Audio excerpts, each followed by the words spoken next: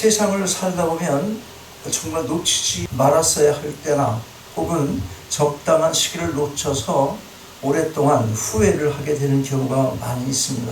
평생 동안 안타까워하고 후회를 하기도 하고 또 탄식을 하며 살아가기도 합니다. 때를 놓친 이유가 여러 가지 있을 수 있겠지만 단 한 번밖에 없는 정말 자기가 원하던 어떤 소망을 이룰 수 있는 일생에 단 한 번의 기회를 늦게 일어나는 바람에 놓쳤다면, 잠을 자다가 늦게 일어나는 바람에 놓쳤다면 그 마음이 어떻겠습니까? 그것도 평상시에 늘 일어나던 시간이었음에도 불구하고 전날 밤 끝까지 뿌리치지 못한 세상의 어떤 유혹 때문에 비행기를 놓치고 어떤 사람을 놓쳤다면 그 마음이 어떻겠습니까? 세상의 삶도 때를 놓치지 말고 살아야 합니다. 자기에게 주어진 때를 놓치거나 또는 그 때를 잘못 사용한다면 평생 동안 그만한 대가를 치르며 살아가게 되는 것입니다. 이거 그냥 꼭. 오늘 본문 말씀 11절을 보면 시기에 대한 말씀이 나옵니다. 시기, 때에 대한 말씀. 그리고 그 시기는 우리가 알고 있는 것으로 말씀을 합니다. 그 시기가 어느 때입니까? 지금은 자다가 깰 때가 되었다는 말씀으로 보아서 그 시기는 깨어 일어날 만한 어떤 일이 일어나고 있음에도 불구하고 아직까지 잠을 자고 있는 시간인 것을 알 수가 있습니다. 그러면 잠을 잔다는 것이 뭘 의미합니까? 오늘 본문에서 잠을 잔다는 것은 영적인 무감각을 의미합니다. 즉 영적으로 무감각하기 때문에 구원이 처음 믿을 때보다 더 가까이 왔다는 사실을 깨닫지 못하고 있음을 의미하는 것입니다. 이 말은 다시 말하면 구원이 가까웠다는 말은 구원의 실체가 가까웠다는 거예요. 영원한 나라, 영생으로 살아갈 그 나라가 가까웠다는 것, 그것은 다시 바꿔 말하면 이 세상이 종말이 가까웠다는 거예요. 근데 그것을 깨닫지 못한다는 것, 그것을 잠을 자고 있는 것, 그렇게 비유하는 것입니다. 여기서 우리는 구원에 대한 세 가지의 측면을 먼저 살펴볼 필요가 있습니다. 세 가지 면입니다. 우리는 다 죽을 수밖에 없는 죄인들이었어요. 그러나 그리스도를 믿고 제사함을 받았습니다. 사실은 죽을 수밖에 없었던 것이 아니라 이미 죽었던 자들이었어요. 이미 죽었던 자들, 죽었던 영혼이었습니다. 그런데 다시 제사함을 받아서 살아난 것입니다. 이렇게 제사함을 받고 의인이라 칭함을 받은 것이 첫 번째 단계, 즉 과거적인 구원인 것입니다. 그리고 두 번째 단계는 지금 현재의 구원을 말하는 것으로 성화의 과정을 말합니다. 옛사람을 버리고 점점 새로워지는 단계입니다. 마지막 세 번째 단계는 영화로운 구원을 말하는 것으로 미래의 구원입니다. 슬픔이 없고 고통이 없고 애통할 일이 없습니다. 다시는 사망이 없는 영원하고 완전한 구원인 것입니다. 하나님의 온전하신 통치 안에서 살아가는 새 하늘과 새 땅의 구원인 것입니다. 사도 바울은 바로 이 세 번째 단계의 구원, 즉 주님의 재림의 날이 가까워진 마지막 시대를 깊은 밤으로 묘사를 하며 그 깊은 밤에 잠에서 깨어날 것을 권고하고 있는 것입니다. 그러면 가까워진 주님의 재림을 맞이할 우리의 자세 무엇입니까? 첫째로 때를 분별하는 지혜를 가져야 합니다. 11절 말씀 다시 봐요. 11절. 여기서 사도 바울은 너희가 이 시기를 알거니와 자다가 깰 때가 벌써 되었다라고 합니다. 그러면서 계속 밤이 깊고 낮이 가까웠다 이렇게 기록하고 있습니다. 여러분, 모든 것이 절정이 있으면 끝이 가깝기 마련입니다. 꽃이 만발하면 그 다음 뭘 기대합니까? 꽃이 만발해. 그 다음에 열매. 뭐? 열매. 꽃이 만발하면 열매 기다리면 앞으로 긍정적으로 사는 사람이야. 나는 꽃이 만발하게 피면 질라를 생각해. 저게 떨어지겠지. 꽃이 만발하면 열매 맺죠. 그러고 나면 그 다음은 시들기 마련입니다. 풀었던 나뭇잎 그게 단풍 들고 그 아름다움의 절정을 드러내 볼 때쯤 되면 그럼 무슨 생각해? 구경 가야지 그 생각하겠지. 근데 나는 그 생각하는 게 아니고 그 아름다움의 절정을 드러내 볼 때쯤이면 어느새 우리는 지는 낙엽을 생각하게 되는 것입니다. 자연이 그러하듯 우리 인생 또한 그렇습니다. 지금 여러분의 인생의 계절 무엇입니까? 활짝 폈습니까? 내가 지금 활짝 핀 인생의 시기를 살고 있습니다. 그런 사람 있어요? 활짝 피셨습니까? 아니면 절정의 때가 지난 지가 이미 오래되었습니까? 오래됐어요. 오래됐죠. 95세 되신 권사님의 대답, 오래됐지요. 네, 오래됐어요. 아직 피지 않은 봉우리십니까? 수진이 아직 피지 않은 봉우리잖아. 봉우리, 아직 시간이 많은 것 같지만 금방 꽃은 필 것입니다. 그리고 그 아름다움의 절정을 이루는가 하면 이내 시들어버리고 말 것입니다. 이게 이 세상을 살아가는 모든 인생의 모습입니다. 여러분, 이 세상에는 영원한 것이 없습니다. 모든 것을 변하게 하는 것이 시간인데 시간은 멈추어 있지 않고 계속 흘러갑니다. 오랜만에 며칠 전 시계를 차고 밖에 나왔다가 시계를 보니까 시계바늘이 돌아가지 않고 제자리에 있었어요. 그냥 와, 나에겐 시간이 안 갔구나 그렇게 생각할까 내가? 시간이 멈춘 것이 아니라 멈춰선 시계와 관계없이 그 시간은 영혼을 향해 흘러가고 있는 것입니다. 그래서 바울이 말하죠. 우리가 이 시기를 알거니와, 흘러가는 어느 때 그 시간, 이 시기가 어느 때인지 알거니와, 우리가 알고 있다는 거예요. 지금 여러분 알고 있어요? 바울은 우리가 알거니와 했어. 알게 해줄게, 그게 아니라 알거니와, 아셔야 되는 거예요. 여러분 모르고 있다면 정말 중생한 신자가 아닌 거지. 여기서 사도 바울은 이 시기를 깊은 밤으로 비유하여 설명을 합니다. 그런데 밤이 아무리 깊다고 해도 오는 새벽을 막을 수가 없습니다. 오히려 밤이 깊으면 깊을수록 아침은 더욱 가까워지는 것입니다. 그래서 밤의 시간 중 가장 어두운 때가 새벽이 오기 직전이라고 말합니다.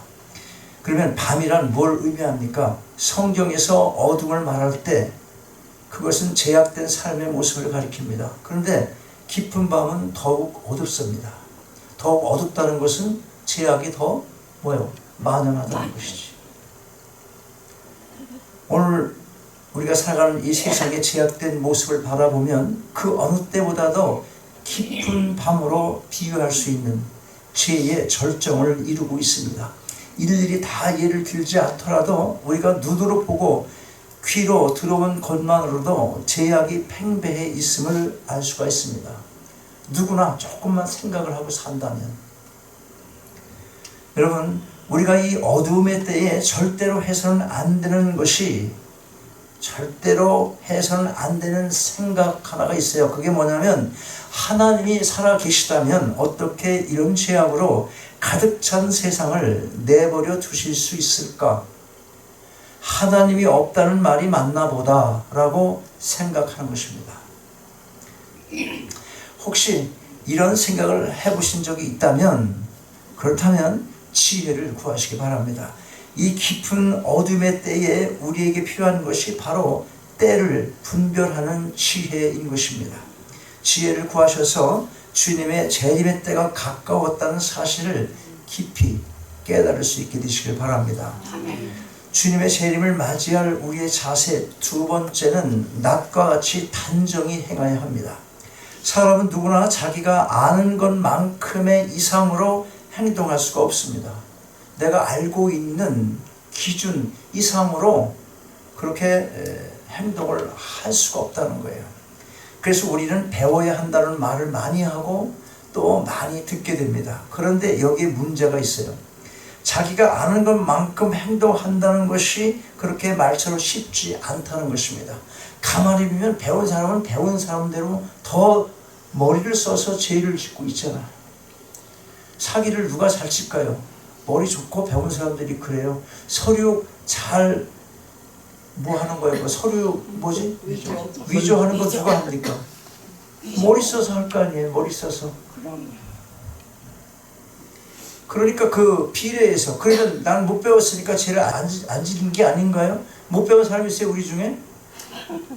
그러면 싫어할 걸? 못 배운 사람은 죄 안 져요. 그러면 아무리 그렇다고 해도 나 못 배우는데요. 그런 사람이 있냐고.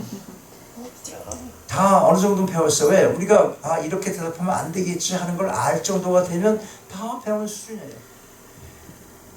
자기가 아는 것만큼 행동한다는 것 그렇게 말처럼 쉽지 않습니다. 그런데 하나님을 많이 알면 하나님을 많이 알아가는 대로 내가 그렇게 살고자 원하면 그 능력을 누가 주십니까?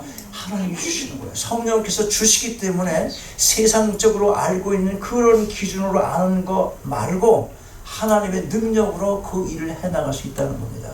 이걸 우리가 받아들여야 돼요. 겸손함으로 받으셔야 되는 것입니다. 아멘. 95세 분이 앞으로 받으시면 몇 년 더 사실 것 같아요. 여러분이 훨씬 더 많은데 여러분이 대답을 해야 되는 거 아니에요? 네? 실제로 이러면 안 되는데 하면서도 절제하지 못하는 습관들이 얼마나 많습니까? 또 알면서도 지금 당장의 어떤 유익을 위해서 고의적으로 짓는 죄도 있습니다. 세상의 뉴스거리가 다 이런 거예요. 다 대부분의 그런 것입니다. 알면서도 짓는 겁니다. 왜? 당장에 내 유익이 있으니까. 오늘 13절 본문 말씀은 바로 그러한 어둠의 행위를 버리라고 권고를 합니다. 여기에 나타나는 어둠의 행위가 무엇입니까? 방탕과 술 취함과 음란과 호색과 쟁투와 시기가 바로 그것입니다. 여러분에게 딱히 해당이 안 되는 덕목들입니까? 보니까 방탕하지 않습니다. 꼭꼭 집에 들어갑니다. 술 취함과 전 술 취하지 않는데요. 네, 안 취해요. 호색과 쟁투와 시기가 이런 게 다 글쎄요. 이렇게 생각할 수 있는 그런 덕목들일 수도 있어요. 여러분 스스로는. 그러나 여러분 하나님보다 더 세상을 사랑하는 게 방탕이에요. 그게 술 취함이고 음란인 것입니다. 왜 그렇습니까? 성경에서 보면 우리가 하나님의 백성이 누구의 신부? 주님의 신부로 많이 표현을 해줍니다. 어떤 삶 살아야 됩니까? 하나님보다 세상 것에 더 가치를 두면 자연히 나타나는 게 쟁투와 시기입니다. 저 사람 봐 잘 됐는데 아까 그 사람 못 배웠는데도 잘 됐네. 그걸 배워야 돼. 그럼 어떻게 잘 됐어? 하나님 일에 충성을 다하니까 세상 일은 자연히 풀리더라. 그 원리를 배우면 돼. 그게 지혜고 지식이지. 그걸 구하시라는 거예요. 그걸. 아멘. 그렇지 않고 그냥 세상 것 그것에 더 가치를 두면 하나님 나라 백성으로 살아가는 그것보다 그렇다면 거기에 자연적으로 시기가 생기고 쟁투가 생기는 것입니다. 남 잘되는 꼴을 볼 수가 없는 거예요. 그런데 온전히 중생활하고 교회에서 교회생활 잘하면서 믿음으로 커나가는 성장해가는 그런 모습은 같은 교인이 잘되고 믿음의 형제가 달리면 같이 축하하는 거잖아.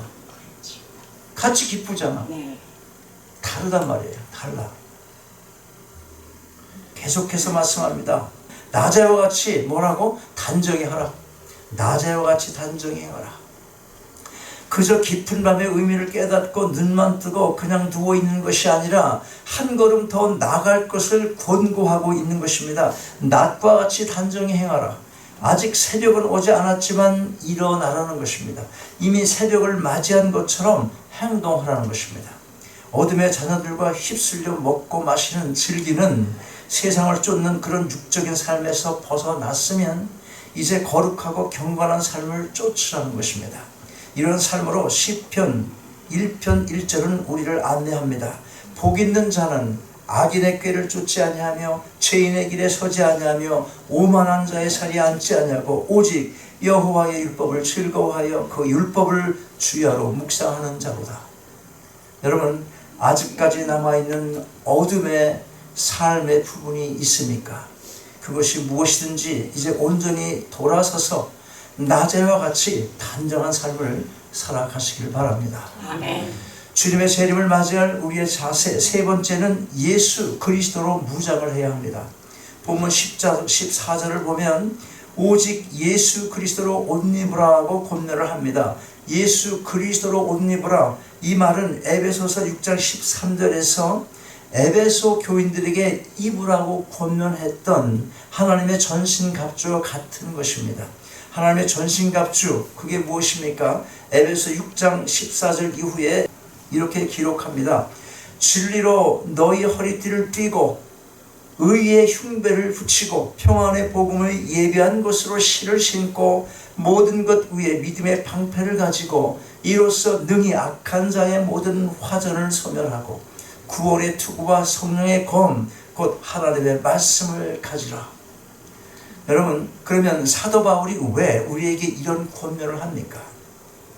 세상 유혹을 물리쳐야 한다는 것을 알면서도 거기서 헤어나오지 못하는 우리의 무능함과 나태함을 알기 때문에 그런 것입니다. 우리는 정말 한없이 무능하고 한없이 나태하기까지 합니다. 무능한데 나태하기까지 해. 참 정말 문제야. 그런데 하나님께서 권능을 주시면 무능하지 않잖아. 그러면 무능하지 않으면 하나님의 우리에게 주시는 소욕이 있어요. 하나님 일을 하고 싶은 욕망을 주신단 말이지. 그걸 비전이라고 부르는 거예요. 비전. 야망이 아니고 비전이라는 거야. 하나님이 주시는 권능이 임하고 하나님이 주시는 능력을 내가 갖고 있으면 그 다음에 우리에게 주신 비전이 있다는 거예요. 비전. 그런데 내 욕망과 내 야망으로 그걸 하나님의 비전이라고 그러고 일을 할 때는 다 그르치는 거예요. 기쁨 없습니다. 해도 끝도 없고 험악합니다. 무슨 일이 되는가 하면 뿌리가 없으니까 금방 쓰러지고 마는 거예요. 세상사 모든 것이 그래요. 재물도 그렇고 명예도 그렇고 권력도 그렇고 다 그런 것이에요. 우리 모두에게 있어서 마음으로 깨닫고 결단하는 것만으로는 부족합니다. 그래서 우리가 그리스도로 옷을 입어야 합니다. 우리가 살아가는 세상의 공중 권세 잡은 자가 바로 사탄 마귀이기 때문에 그런 거예요. 사탄은 영어고 마귀는 뭐예요? 그런데 강조하려고 사탄 마귀라고 말하는 거예요. 자, 사탄 마귀이기 때문에 우리가 하나님의 전신 갑주로 무장을 해야 하는 것입니다. 여러분 모두가 능히 세상을 이길 수 있도록 진리로 허리띠를 띠시기 바랍니다. 의의 흉배를 붙이시기 바랍니다. 평안의 복음에 예비한 것으로 신을 신으시기 바랍니다. 믿음의 방패와 구원의 투구와 성령의 검, 곧 하나님의 말씀을 가지시기 바랍니다. 여러분, 참으로 어두운 밤, 그 깊은 밤의 때를 지금 우리가 맞이하고 있습니다. 조금만 더 하며 아직도 누워 계십니까? 아마도 우리 속에 있는 육적인 본성은 그것을 원할 것입니다. 그러나 우리가 진실로 알아야 합니다. 깊은 밤, 그것은 곧 새벽이 가까웠음을 의미한다는 사실입니다. 그렇다면 우리 모두가 눈을 떠야 하지 않겠습니까? 시대를 분별하는 지혜가 여러분에게 있기를 바랍니다. 깨어 일어나서 새벽을 맞이하는 단정함이 있기를 바랍니다. 그리고 그리스도의 옷을 입고 주님 다시 오심을 맞이할 모든 준비에 최선을 다하실 수 있기를 주님의 이름으로 축원합니다. 아멘. 아버지 하나님, 이 아침 주신 말씀 감사함으로 마음에 새깁니다. 참으로 이 시대가 깊은 밤인 것을 깨달을 수 있도록 지혜를 주셔서 이제 눈을 뜨고 일어나게 하옵소서. 아직은 밤이 깊지만 예수 그리스도의 옷으로 무장케 하시고 주님 다시 오실 그 새벽을 맞이하게 하옵소서. 주 예수 그리스도 이름으로 기도하옵나이다. 아멘. 아멘. 일어나셔서 함께 찬양하시겠습니다.